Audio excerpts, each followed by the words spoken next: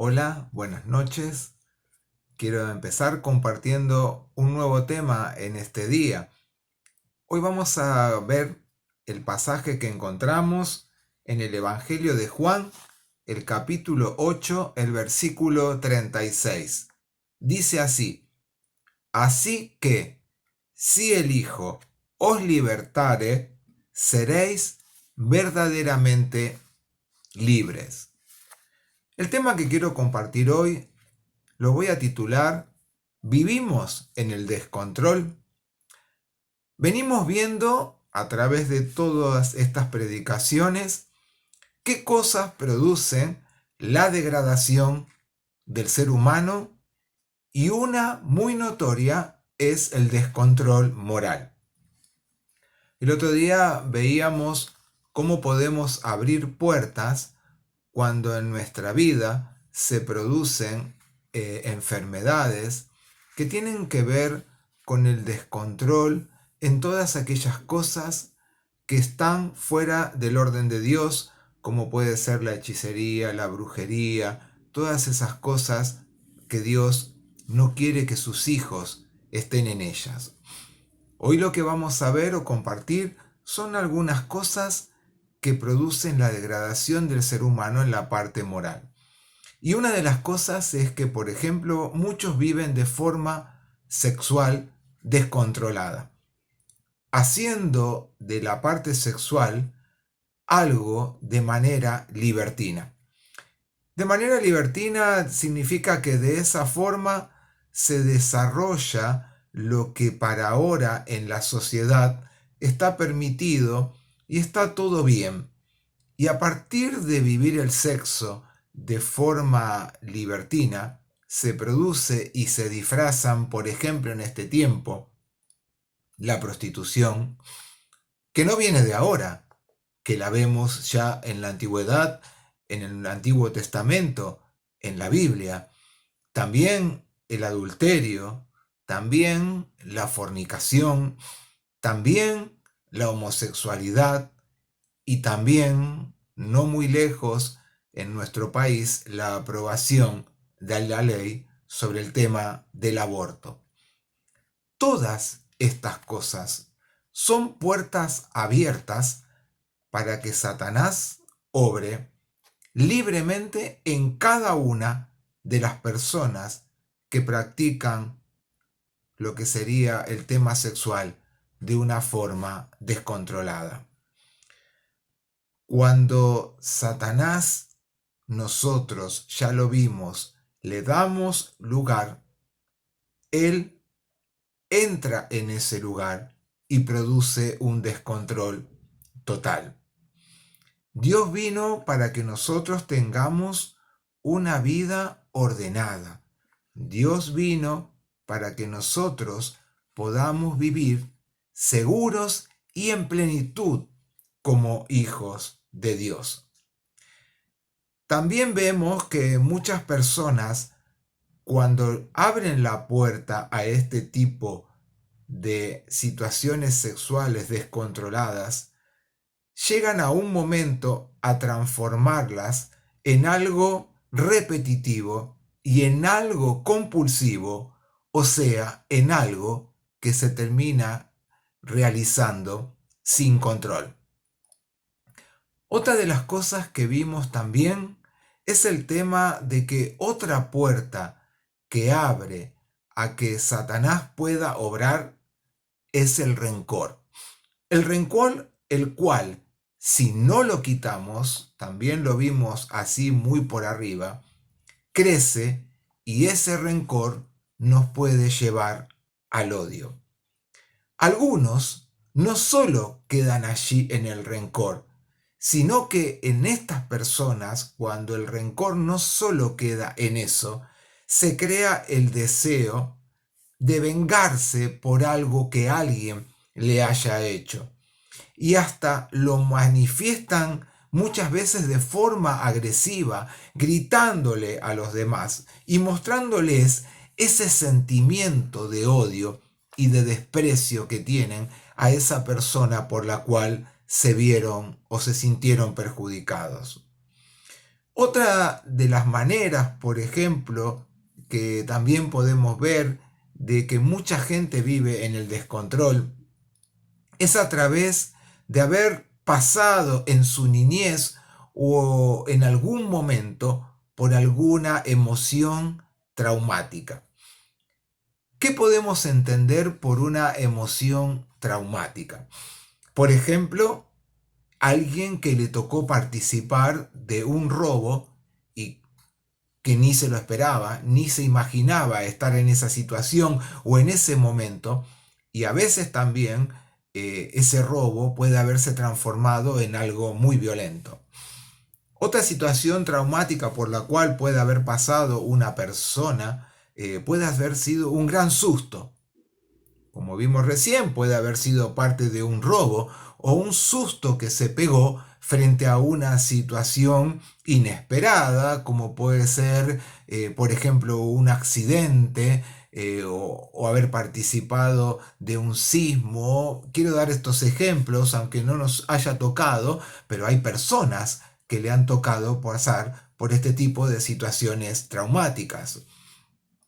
Otra de las cosas es haber pasado o haber participado de una situación de violencia, haberse, sin haberla generado o haber tenido la intención de estar en ese momento, en ese lugar, se generó algo violento y la persona quizás quedó en el medio. Otra de las cosas que puede haber producido en una persona una emoción traumática puede haber sido el fallecimiento de alguien muy querido para esta persona. Como dije antes también, un accidente, y eso a través del tiempo ha seguido marcando la vida de alguna de las personas y le ha causado un desorden mental. Pero Dios quiere y puede liberarnos de cada una de estas cosas que yo recién he nombrado y las anteriores también. Por eso dice en el libro de Primera Juan, en el capítulo 3, el versículo 8, ahí dice este texto, dice, para esto apareció el Hijo de Dios, para deshacer las obras del diablo. Y también, como dije al principio, en el Evangelio de Juan, en el capítulo 8, el versículo 36, dice claramente Juan que para esto apareció Jesús. Dice, así que si el Hijo os libertare, seréis verdaderamente libres. Las personas que pasan por este tipo de situaciones como el descontrol sexual, como el tema del rencor que no pueden eliminarlos de sus vidas, como el tema de las emociones traumáticas de las cuales recién nombré algunas situaciones, Dios quiere liberar a las personas y si en alguna de estas cosas vos estás inmerso o te toca transitar por alguna de ellas, Dios quiere decirte y hoy puedo asegurarte que Dios puede liberarte verdaderamente de esas situaciones. ¿Por qué? Porque la llegada de Jesús es la libertad, dice la palabra de Dios, para los que están presos, para los que están oprimidos, para los que están atados o cautivos de estas cosas. Y cuando habla de presos, no habla simplemente, aunque Dios quiere muchas veces liberar a aquellas personas que también injustamente están a lo mejor encerrados en este tiempo por cosas que no han hecho y que están pagando una situación o que se han visto inmersos en una situación como alguna de las que yo he nombrado antes y que a lo mejor terminan en estas personas haciendo que estas personas se vean en una emoción traumática. También Dios quiere liberar de estas cosas a estas personas. Pero Dios quiere liberarnos a aquellos que estamos presos, oprimidos, atados por aquellas cosas que no nos podemos soltar. Y para eso Dios vino a este mundo por medio de Jesús. Jesús también tuvo que superar la tentación. También lo tuvo que hacer como lo hizo Eva y como lo tuvieron que hacer Adán. Satanás tuvo las mismas intenciones. con Jesús que la tuvo con cada uno de ellos. Quiso que Jesús, actuara independientemente de la voluntad de su Padre Celestial. Y lo hizo, por ejemplo, en un momento en 3 veces. Y Jesús, lo venció en las 3 veces. ¿Y por qué no fue vencido? No fue vencido porque él estaba sujeto a la voluntad y en comunión con su Padre Celestial.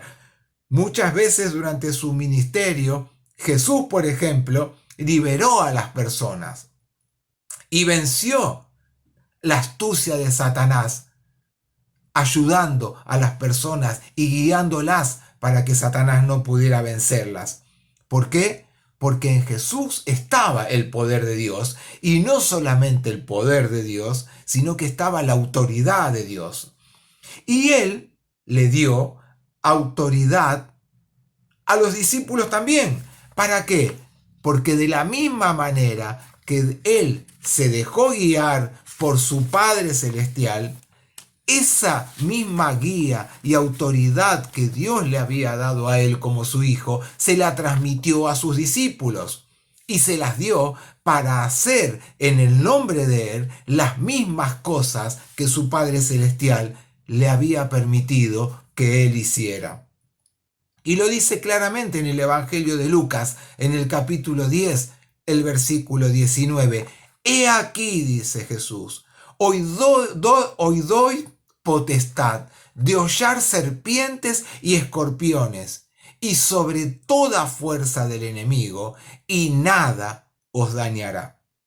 Fíjense que esta es una autoridad que Jesús le da a sus discípulos, como que les está transmitiendo a ellos, bueno, acá está, tienen el poder, tienen la misma autoridad que mi Padre me dio a mí, ustedes también, y en esa autoridad que yo les delego también a ustedes en este tiempo y en este momento, sobre ustedes estará la fuerza para derrotar a aquel que viene a destruir. Y nada, dice, no dice algunas cosas, nada también a ustedes los va a dañar. Autoridad para liberar a los oprimidos.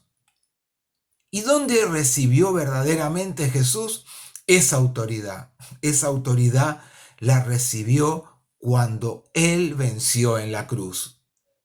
Cuando Él no le dio lugar al pecado.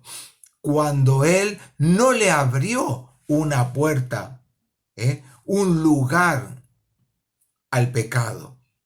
Ahí Él venció completamente en la muerte.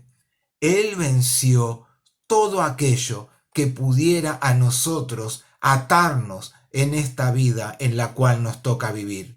Porque Jesús es el Cordero y Él pagó el precio y quitó, dice la palabra de Dios, nuestro pecado. Y esto muchas veces nosotros en nuestra vida diaria lo pasamos a la ligera. Pero cuando realmente comprendemos lo que es el señorío de Jesús para cada una de nuestras vidas, nos vamos a dar verdaderamente cuenta de lo que significó que Él estuviera crucificado en la cruz por tu pecado y por el mío.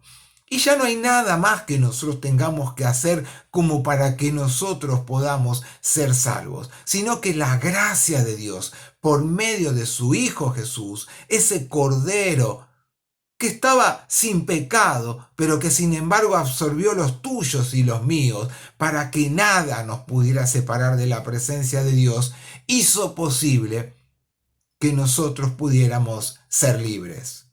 Jesús es el Cordero que pagó el precio y quitó, como dije antes, nuestro pecado.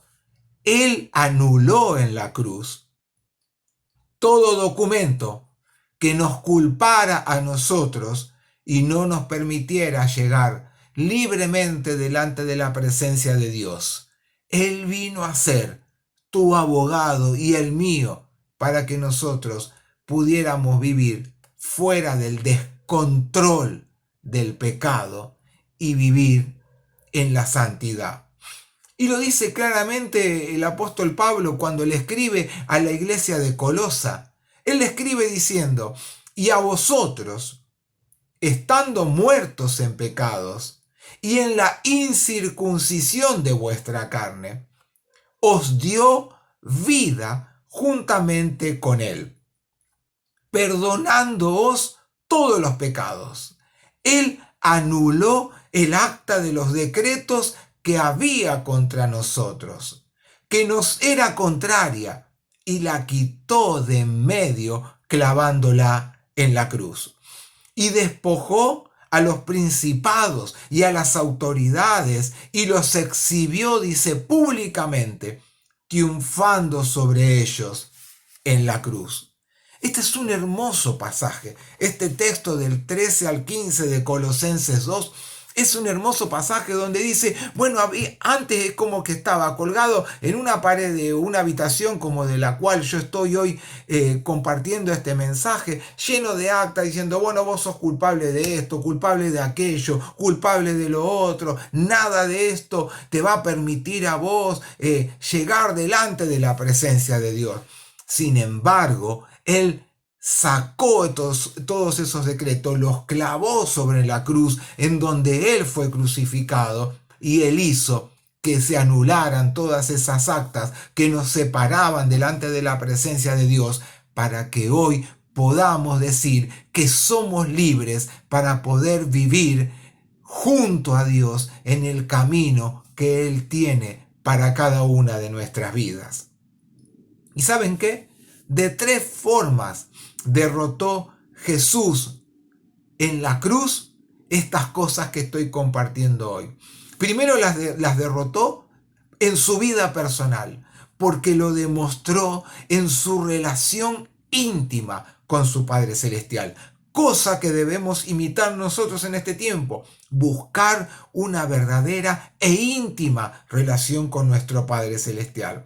Lo segundo que lo demostró y que lo derrotó y sacó estas actas fue a través de su ministerio, porque al tener una buena relación con su Padre Celestial, a buscar la guía de Él en todo momento, lo trasladó en su ministerio, en acercarse, en estar cerca de la gente, en acompañarla, en cuidarla, en sanarla, en guiarla, en mostrarle cómo era realmente vivir un hijo de Dios. Y también lo venció en la cruz, siendo Él nuestro representante.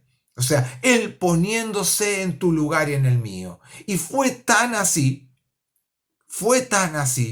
que tuvo que ser muerto por nuestros pecados. El Cordero sin mancha murió sucio por tus pecados y por los míos. Fíjense que estas 3 maneras, de forma personal, a través de su ministerio y a través también de ser nuestro representante, Él demostró la forma en que derrotó el pecado en la cruz. David venció a Goliat representando ¿a quién? A todo el pueblo de Israel. Y por la victoria de él vencieron los israelitas. Jesús venció en la cruz, sostenido por su Padre Celestial, a nuestro Goliat. Y así nos trajo la victoria a todos sobre Satanás. Fíjense esta comparación de estas 2 imágenes, ¿no? David venciendo al Goliat para que el pueblo de judío pudiera ser libre. Jesús venció en la cruz a Satanás, al pecado, al Goliat que nos apartaba de Dios, para que nosotros también podamos estar libres delante de su presencia.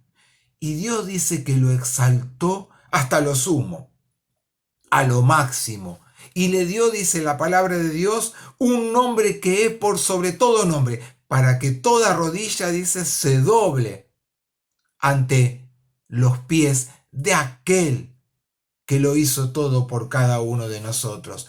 Porque como dije antes, Dios le dio autoridad y Dios le reconoce esa autoridad dándole un nombre que es sobre todo nombre y que es el Señor de aquel que quiera aceptarlo.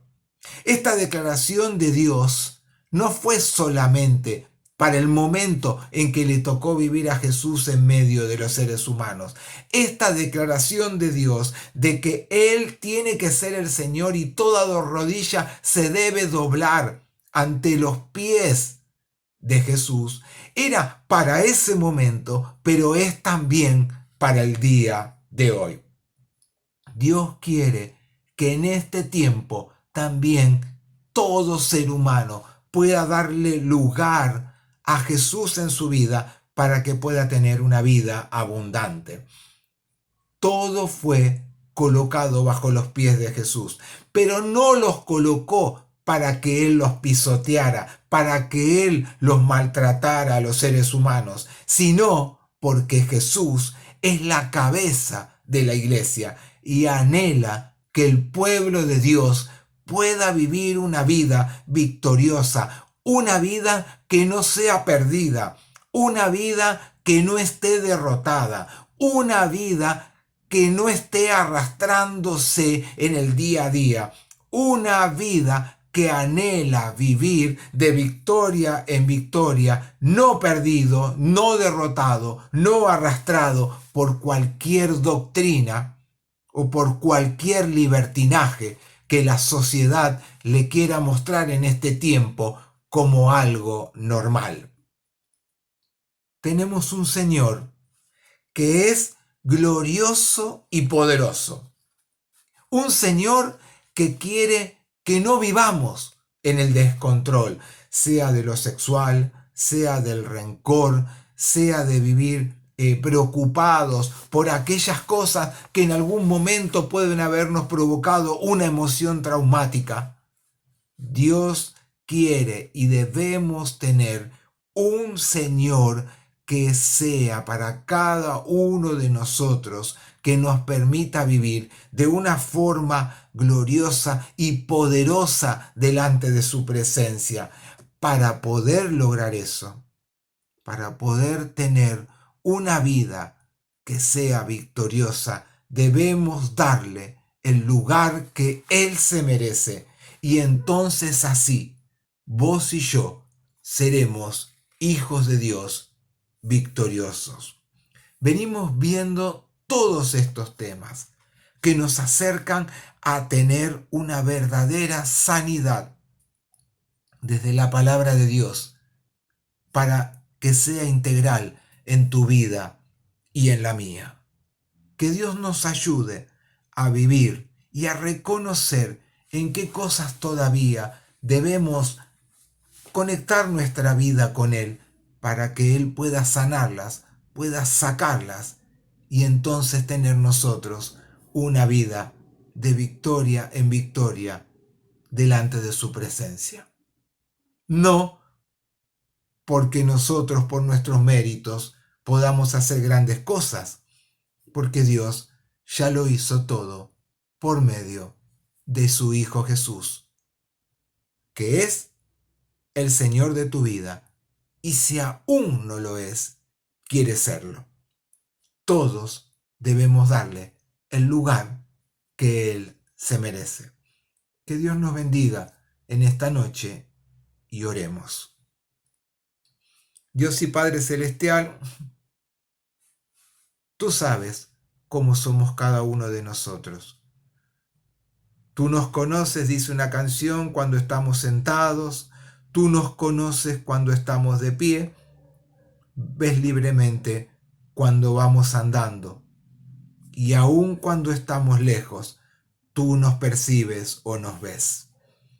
Señor, ayúdanos a vivir vidas victoriosas. Vidas que anhelen cada día vivir en la seguridad de ese amor que no merecemos, que es de aquel que lo dio todo en la cruz por cada uno de nosotros y que solamente por Él podemos llegar delante de la presencia de nuestro Padre Celestial. Ayúdanos a vivir vidas que realmente den testimonio de aquel que lo dio todo en la cruz por cada uno de nosotros. Ayúdanos a vivir vidas donde el señorío de Jesucristo sea manifiesto a través de todo lo que hacemos, a través de todo lo que decimos, a través de toda nuestra vida. Anhelamos esto y te lo pedimos y te damos gracias porque sabemos que tú estás y seguirás estando junto a cada uno de nosotros en el nombre de Jesús. Amén. Hasta el próximo encuentro, que Dios nos bendiga.